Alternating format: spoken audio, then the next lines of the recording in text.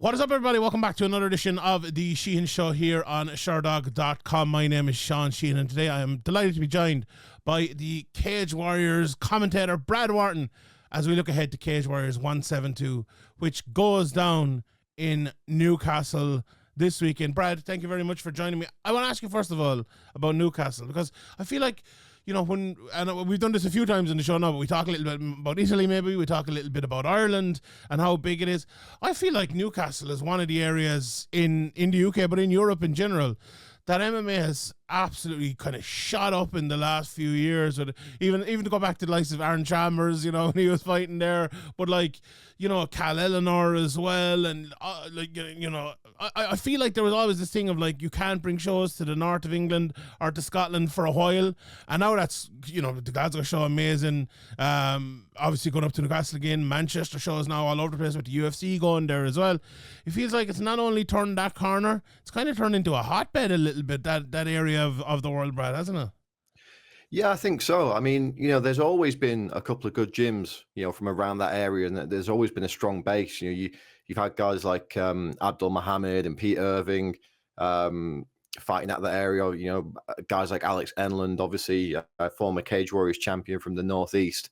But obviously, you're relying on not just a couple of gyms; you're relying on there being a bit of a scene as well. And I think there was always kind of like a wealth of, you know, the smaller regional shows there, but there never seemed to be a massive demand for a bigger show. But as you say, the scene sort of picked up to that level now, and of course with a real lack of even regional shows in Scotland up until very recently. You know, Scottish fans are willing to travel down to Newcastle as well. If you look back to the last Cage Warriors event in Newcastle towards the end of last year, that was basically at a half Scotland, half Newcastle show. So you had a lot of fans traveling down from Scotland to that one as well, which, you know, it's really not that far. It's closer for them to get to Newcastle than it is for me to get to Newcastle from here in London. So just that whole northeast and Scotland area really picking up. You know, Manchester's always been a hotbed, and of course you've got Liverpool just up the road, and it's very easy to get to transport wise. But yeah, it seems like you know, Cage Warriors and other shows are really looking to crack that northeast and Scotland market now. It feels like there's kind of a, even for the, you know, the smaller local shows, there's kind of a built-in rivalry there as well between like Newcastle, Middlesbrough, and Sunderland around. And I hear my guy Jake was covering it and talking about that, and it's that's good. Like you kind of need that a little bit as well. I suppose we have it here a little bit with, I suppose, maybe the Dublin gyms taking on the gyms up north, or maybe the gyms from Cork a little bit as well, to kind of separate themselves. And I think that's very healthy for a scene, and I think it's kind of, you know, it kind of needs a star. Maybe, I know it's kind of threatened to have one or two down through the years, obviously with the two Hardwicks now as well. But I feel like someone, and maybe there probably is one or two that we could talk about, but like someone's going to break through here over the next while. And like, I suppose Aspinall is a good one from down the road, as you were talking about there, but from the Newcastle area, and I think it's going to be big, and someone. So someone is going to do it, and they're going to absolutely take off, because we know the fans in Newcastle, how they get behind their people. Like we even saw with in boxing with what's your man from Leeds, Josh Warrington, was that his name? And yeah, we saw it with Ricky Hatton, obviously from Manchester, the way people get behind him, and obviously McGregor in Ireland as well. If Newcastle had like this massive person in the UFC, like, it'd be absolutely crazy, I think. But this is where it starts, and this is where the future legends come from, and it's Cage Warriors, and we know that. And Brad, we have a new main event straight away. The first thing to talk about, I suppose, you announced it the other day, like with the old Christmas song over on Twitter, which was one of the tweets of the fucking year that was. But tell us about the new main event first of all before we go anywhere else. Yeah, so Harry Hardwick originally scheduled to fight Brave Veterans of Farm Mosson in the main event on the 25th of May. Unfortunately, he's had some visa issues, so he's based in Germany, originally from Afghanistan. So I believe it was something to do with his asylum application. He's not allowed to leave the country for work for a set amount of time. So unfortunately, that's prevented him competing. Now, you know, if you look at Harry Hardwick's record of the past couple of years, he's not been particularly active, and that's not all been of his own doing. You know, a lot of guys have been turning Harry Hardwick down. So he's been pretty frustrated about the whole situation. So you can only imagine what he's going through. Barely just over a week before his fight, finds out that his opponent's not going to be able to make it. Thankfully, Orlando Wilson Prince, who was originally scheduled to fight Miller Dahadi, who's obviously an oftentimes training partner of Harry Hardwick, he put his hand up and said, look, if the opportunity is there, I'll take it. It's an opportunity that, he was maybe a couple of fights away from otherwise. But this is why, you always hear people in the business saying, stay ready. And when the opportunity comes, grab it with both hands. And that's exactly what we're seeing here from Orlando. He's a tough guy in the division. Maybe a fight or two behind Harry in terms of experience, but he's got a lot of grappling experience. He's got amateur fights as well. He's never been finished in mixed martial arts. We know he's very dangerous on the ground, strong in the clinch. His striking seems to be getting on better and better every time we see him. And look, it's one of those intangible things that you can't really quantify with stats and belt grades and whatever. That opportunity that's just been given to this guy to just walk into someone's hometown and just take the spotlight, smash the dream. This is huge for Orlando. He's 33 years old, I believe. So opportunities like this don't come along every day. Credit to him for putting his hand up and taking it. Credit to Harry as well for accepting the change in opponent. I think, to be perfectly honest, he'd have fought John Jones if that was the name that was offered for him. He's up for a scrap. And look, these two guys are already talking trash. There's already a few private messages going back and forth from what I understand, and they've both been messaging us at Cage Warriors HQ saying what they're going to do to each other. So very much looking forward to a bit of grief during fight week, I think. That wouldn't be like the Hardwick brothers to do that now. It's interesting though, when I heard this, I went on Sherdog straight away and look at Orlando Prince, and obviously I'm like, I've covered this guy many times before, and that's the first thing you look at. There was three things that I think make this fight really intriguing. I suppose otherwise, if you got someone else, it might not have been the same, because so the three things for me: he was supposed to fight on Saturday night anyway. He's coming off of 2 wins, and he's fought in Cage Warriors 4 times before. Now, I actually think that part is massive, because, we see it with the UFC and we see the UFC jitters. It's weird. Like, I don't think people acknowledge how different it is fighting like in a proper cage, in like a proper show with the commentators alongside you and with a proper crowd and everything like that. I've talked to fighters all the time and they say it's much different. I was even talking to one of the One Championship fighters last week, and she was telling me like how different it is. You have to change your strategy between fighting in a cage and fighting in a ring and stuff. And like, there are many rings around these days, but I think that's a massive point as well. Watch and for Hardwick, like as you said, he hasn't fought a load of times in the last while. Like he's only fought once since 2022 in that. That fight against Steve Amiable where you wore the white shirt, the white shirt, and you shouldn't have worn it, where there was blood all over the place. But that's a kind of a crying shame, because it felt like, he was on a serious run. He had 6 fights, he'd 5 wins and 1 draw. And, it felt like himself and George were kind of both on to the next level. Like, I think everyone anticipated George, but for Harry, I think it was maybe a little bit more of a shock. Well, not necessarily shock, but like he surprised a lot of people, and he got to that level, and it's a shame. Like, I know, and obviously Vucinic was out for a while. Paul Hughes, we know what happened with Paul Hughes, and then he went up to 155 and all that sort of.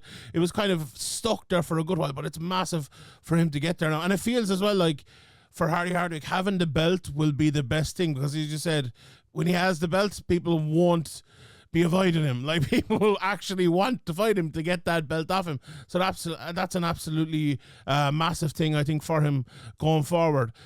You talked a little bit about the matchup there, Brad, and I just want to get into it as well a little bit, because watching Harry Hardwick, you said it on commentary for that Amiable fight, the relentless pace. It's incredible, and obviously you've sat cage side and commentated for a lot of his fights, but that pace, it's just so tough for fighters to deal with, isn't it? And you've had no better man has had a better view of seeing it, I suppose. It's insane, isn't it, that pace? Yeah, absolutely. It's one of those things where you'll see him getting into striking exchanges, and he'll unload with a couple of massive combinations, and then you see him take that little step, and then the opponent goes to take a breath, and Harry's already back on them again, and the opponent thinks that, well, I've got a couple of seconds here to figure out what he's going to do next, and he's just bang straight back in there. And I think that's tough, not just physically but mentally, for a lot of guys to deal with. They're all of a sudden thinking, well, actually, I need to move here. I need to actually get well out of the way to reset myself. I can't just, I can't just take for granted that he's going to take a minute here to figure out what he's going to do next, because Harry's just fifth gear all the time. And we know we can keep that pace up. I've never seen him get tired.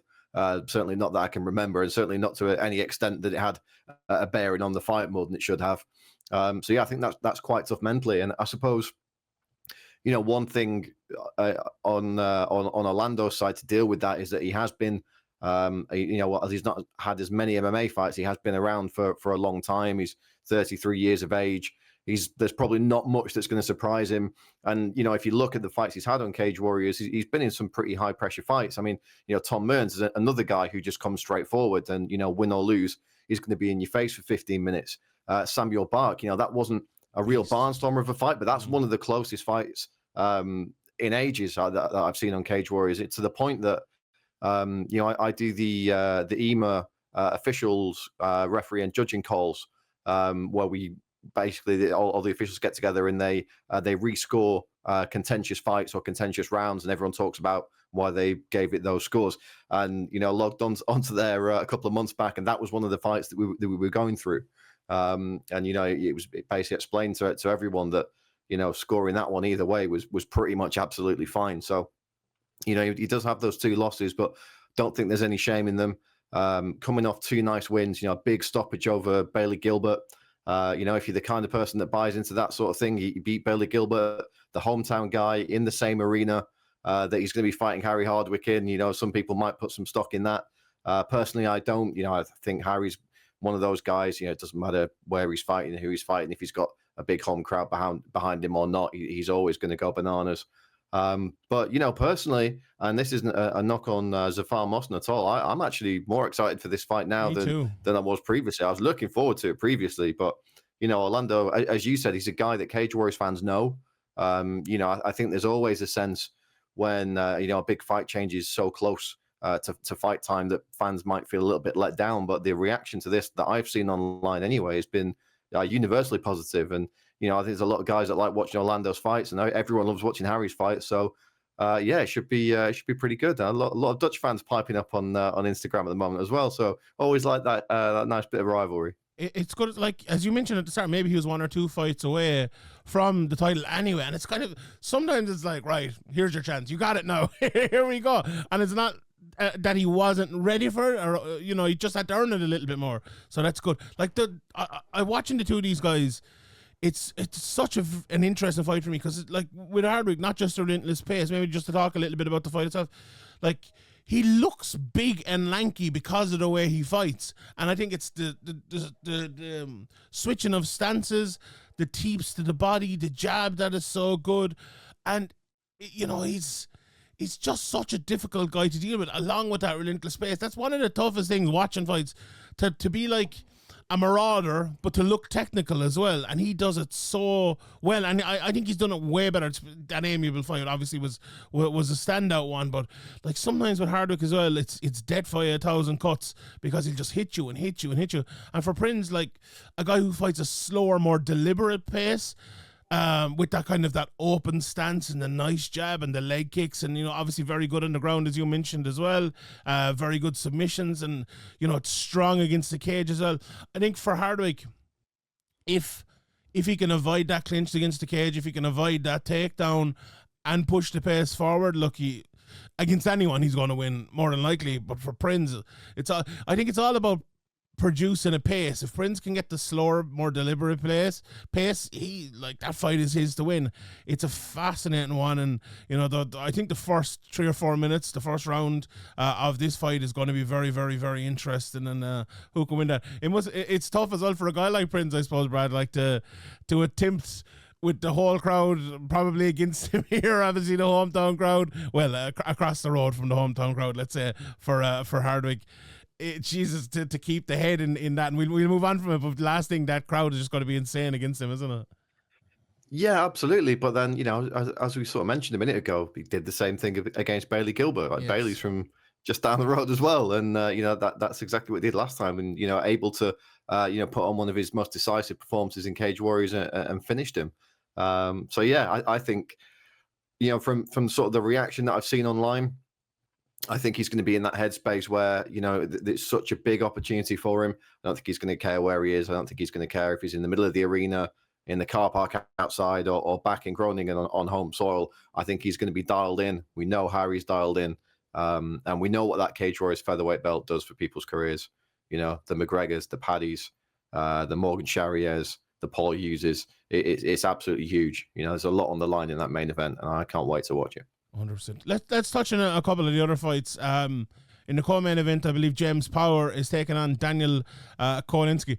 I thought until about 10 minutes before we started recording, he was fighting Daniel Skibinski, and I was like, oh shit, what a fight that is. So I went and I watched a bit of Daniel Kolinsky there just before we started. And it's funny, you look up someone on YouTube, and sometimes you look up a guy and it's nothing but like jiu-jitsu matches, and you see him in the gi all over the place, and sometimes you see kickboxing matches, and that's what you see with Kolinsky. I'm watching a bit of him.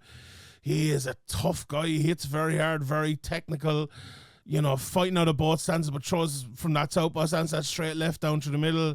Looks a very dangerous guy. And for James Power, like, going in again against a tough guy after that little bit of a setback a couple of fights ago, but like, I think people who listen to this know I'm a big fan of James Power and the way he fights, and for a younger fighter who hasn't, not that many fights into his career, I think Ian Dean, Ian Dean knows very well what he's doing, but he knows well that he has to match him against this sort of opponent, or it's just going to be a blowaway. There's certain guys you kind of have to test, and this might be a fight, if you haven't looked into James Power or Kolinsky as you should, you might think, okay, what's this about? But there's two high level guys here, and this is future champion written all over it, I think, for both of these guys. What do you think of this one, Brad? Firstly, on James Power, I suppose he one of the top prospects in Cage Warriors at the moment.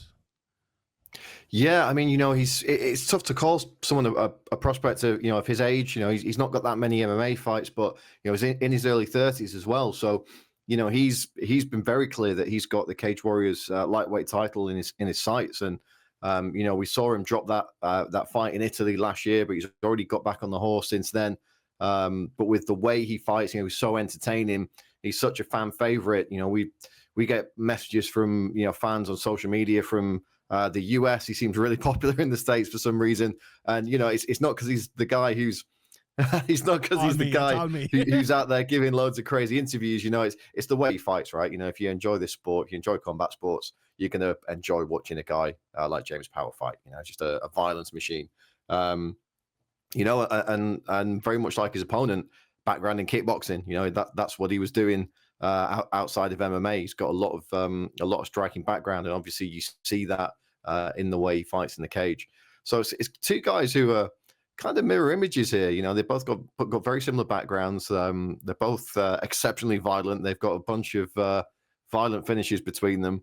I think it's me chaos. I mean, I suppose you call James a local guy. Obviously, he's not from the Northeast, but the fans will probably be behind him. But I think it's kind of a bit of a neutral fight for the fans to maybe just sit back and watch. Obviously, we're going to have a big local favorite in Kennedy Freeman on just before that, and Harry Harbick just after. So it'll be nice for the crowd to just sit back and enjoy one. And if there's ever a fight to sit back and enjoy, I think this might just be it. I think it's going to be 3 rounds of absolute chaos, or someone's going to sleep in a particularly unpleasant way. 100%. And I'm supposed to be giving my picks here, and I'll give Hardwick Power and Kennedy Freeman as you mentioned it there.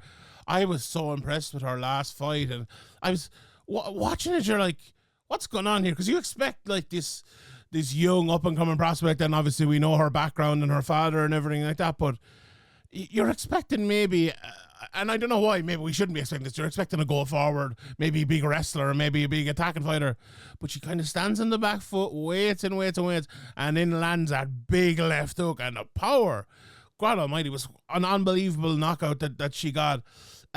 She looks, I watched one of her earlier fights, and obviously she doesn't have that many fights, but she looks so improved fight to fight. It's unbelievable. And her opponent, Giselle Libiano, I've only been able to find one bit of tape on her, and it was like an amateur fight from a few years ago, and it was absolutely bombs away. So if she's like that, I think Kennedy will have exactly what she wants. But I tell us about Kennedy, Brad, and I know a lot of people are excited about her, and view her as a top prospect. Yeah, absolutely. it's kind of a shame in a way, but it's also quite obvious why. You put Kennedy's name into the Google search bar, and the first thing that comes up is as a suggested search term is Ian Freeman's daughter, which when your father is one of the not just an early star of mixed martial arts, but a pioneer of it in both the country and worldwide. Ian Freeman was one of the first truly cross-trained fighters in this part of the world doing this sport. He had his MMA debut in this country on mats. So that's how much of trendsetter he was in terms of things. So they always say that big shoes are hard to fill, but I think Kennedy's gone a long way towards doing that, and she looks to continue to do that. She had a very successful amateur career in the UK, turned pro in, I want to say 2017, 2018, had again a few fights, decided she wanted to switch over to boxing for a while. So she left MMA, and then she comes back and it sort of starts all over again. It's like, oh, it's Ian Freeman's daughter. It felt like it was a re-debut for her after, I believe, 4 or 5 years maybe that she'd not competed in MMA. But I thought she handled it really well. She handled, being in that position of the second she walked out in that arena, which was completely sold out, everyone on their feet, a lot of people from the scene obviously there who've seen her literally grow up around mixed martial arts. I thought she handled it incredibly well. As you said, the patience that she showed, not letting herself get caught up in the moment, really, really impressive for someone who, let's remember, is, still a young woman in this sport. Doesn't have, she's got years of experience, but not kind of at that level, not under those sort of spotlights, not on UFC Fight Pass, not in front of 3,000 people. And I thought she handled it like a champ. So very much looking forward to seeing what she does on Saturday. 100%, without a shadow of a doubt. And it's, again, you're probably looking at a future champion and a future UFC star there, so it's always good to see that. I don't know about you, Brad, but my fight of the night is Leon Hill versus Tommy Hawthorne. This is...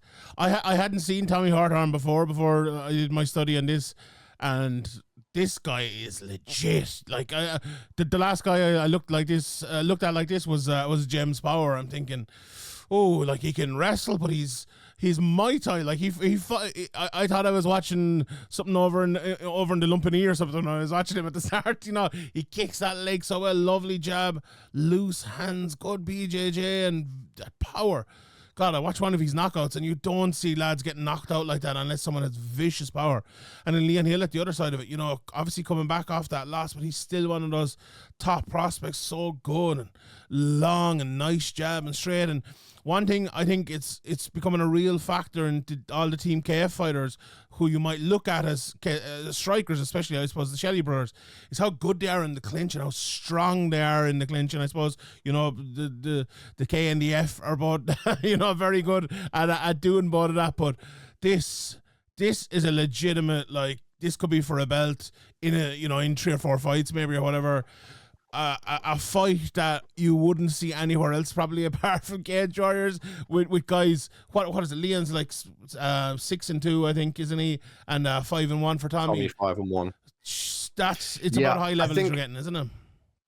Yeah, absolutely. I think what we're looking at here is a clash between two guys with just an immense amount of raw natural ability, and two guys who are obviously with teams who are very good at molding that natural ability into something particularly dangerous. And we're continuing to see the evolution of both these guys.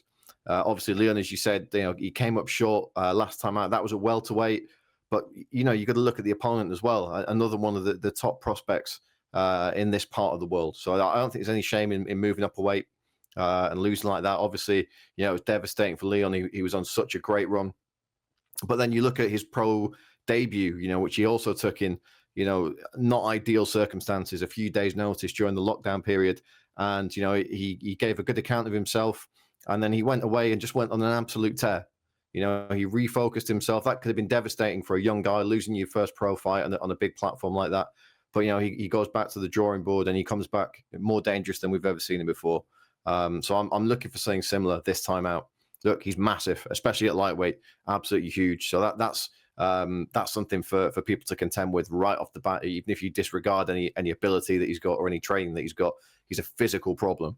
Hawthorne, Not quite as long, but incredibly powerful. Again, he's got that kind of raw thing about him where if he hits you, you stay hit, and obviously you can grapple as well. It's I don't want to say a mirror match because they're not really mirrors of each other, but in terms of the intangible things like that raw ability, that talent, and that drive, you've seen two guys who are coming from very similar places here, and as you say, it's a fight that if these guys were fighting in regional shows, you wouldn't see it. They'd both be fighting ticket sellers local to home, and this is why we love Cage Warriors. You're getting to see these fights early. It's incredible, like, because and I heard Mick Maynard saying something there. It's like, oh, we're looking for finishers and we're looking for people, and I'm looking at that and like, no, you want Leon Hill and you want Tommy Hart, you want guys like that who are willing to fucking fight really tough guys to get there. And if they lose, they'll go on and probably fight 3 or 4 more guys who they're going to beat, because you won't find guys as good as this. It's almost like they want record padders at times. And anyway, that's another discussion. I could go off on that for a fucking week at Mick Maynard. Jesus. Anyway, the last fight I want to touch on here, and I'll throw it over to you for a look on the undercard in after that, is Jason Blair versus Arthur Lisans, I believe his name is. Arthur's very scrappy. I watched a couple of his fights. He was fighting a lad, I'd say he was a foot taller than him, and your man was a very good wrestler, pulled him to the ground, and Arthur's just like emerged. He just got up like Derek Lewis, so tough, and hits hard, good right hand on him. And in Jason Blair, when I think of an American athlete, I see Jason Blair in front of me. I know he's trained a lot with Paddy Pimblett and all. His wrestling is so good. He's power. He's knocked a couple of lads out now in a row. Big athleticism and just such a good prospect. He's had a few setbacks in his career as well. This is a very interesting fight, Brad, as well, because it's, again, when you can put in a scrappy fighter like Arthur's, I suppose, against a guy who's an athlete, I suppose, turning himself into a fighter like Jason Blair.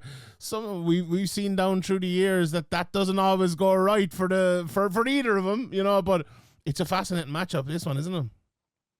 Yeah, absolutely, and I think this is exactly the kind of fight that Jason needs at this stage. He's people kind of tend to forget he's only 4-2. Yeah. He's very, very young in his career. And those losses came against tough opponents. The first one in particular, a really close fight. Got caught in that heel hook. The guy's name escapes me now, but he was on Contender Series, I believe, and a very, very good talent himself. Just caught Jason.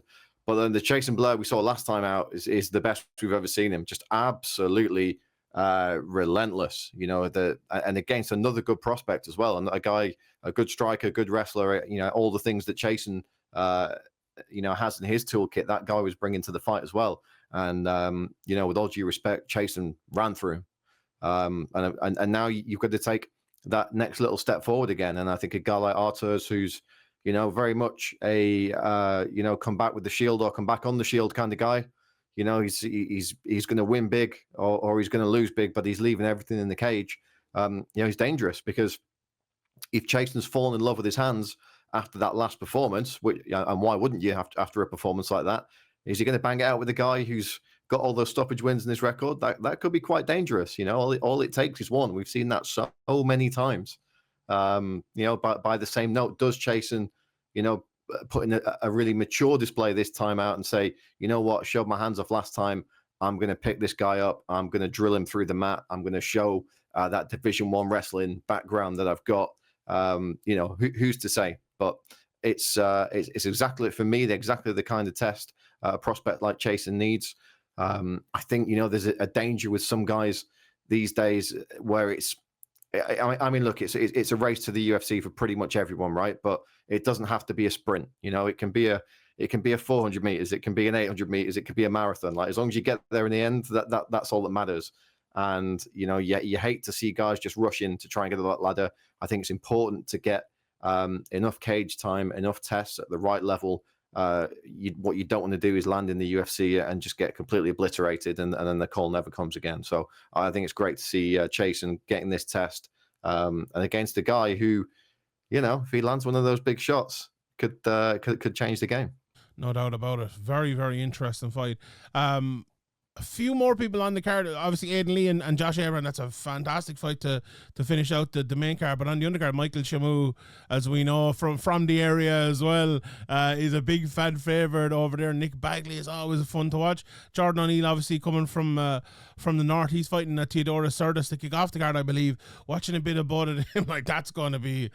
Oh, someone's getting knocked out there. Let's put it that way. But I really like Jordan O'Neill. He's fought some of the best guys on the way up here in the amateurs, and I think he's 2-0 now. But looks a good athlete. Again, one of these guys that picks his shots very well, and if he hits you, you stay hit. His opponent, I think, Sardis is probably, you could put him in the same bracket, maybe a little bit more attacking, but, when you're a kind of a counter striker who wants to land a big shot, sometimes that can be a good thing. But Brad, what else are you looking forward to? I know Prince McLean is on the card as well, Tom Wright. Tell us a few of the people on the undercard who we should be looking out for. I think Charles Joyner versus Albert Saperti is going to be one to look out for.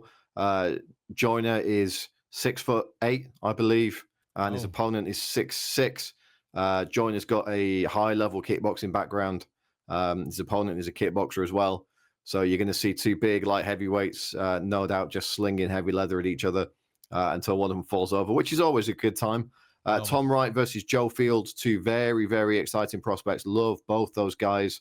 Tom coming in off that huge upset win over Jimmy Quinn, so a lot of momentum behind him. He was supposed to fight in Manchester, I believe, a few months ago, and the fight fell through. So great to see him on.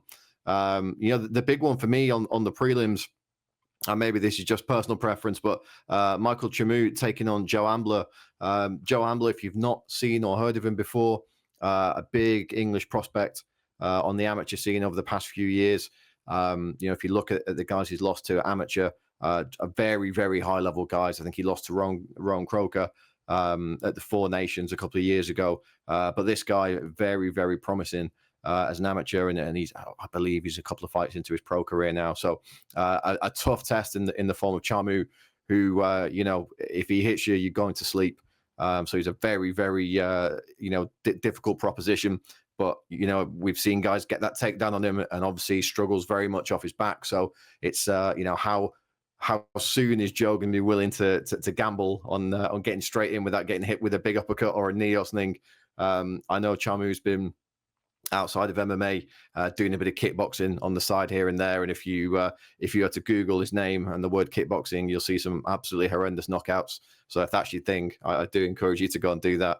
But yeah, Ambler, good hands as well. So I'm expecting fireworks in that one. Yeah, Ambler fought Jordan O'Neill in his first fight, and it's one of those ones, a little bit like James Sheehan. You look at his record and see who he fought in his first couple of fights. Okay, that's why lads pick up a few losses, because of that sort of matchmaking early in their career. But yeah, that's a very interesting. I watched that fight, funnily enough, the Jordan O'Neill fight back, and I was like, that's an exciting fight.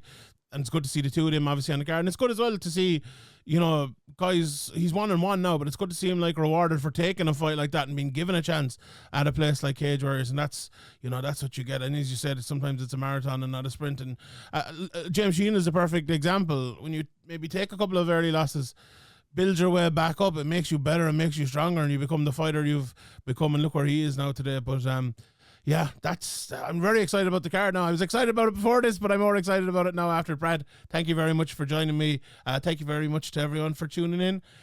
Cage Warriors 172 is on Saturday night in Newcastle. I believe tickets are still available, but if you want to watch it, it's on UFC Fight Pass, so tune in there. All right, we leave it there. We'll see you next time.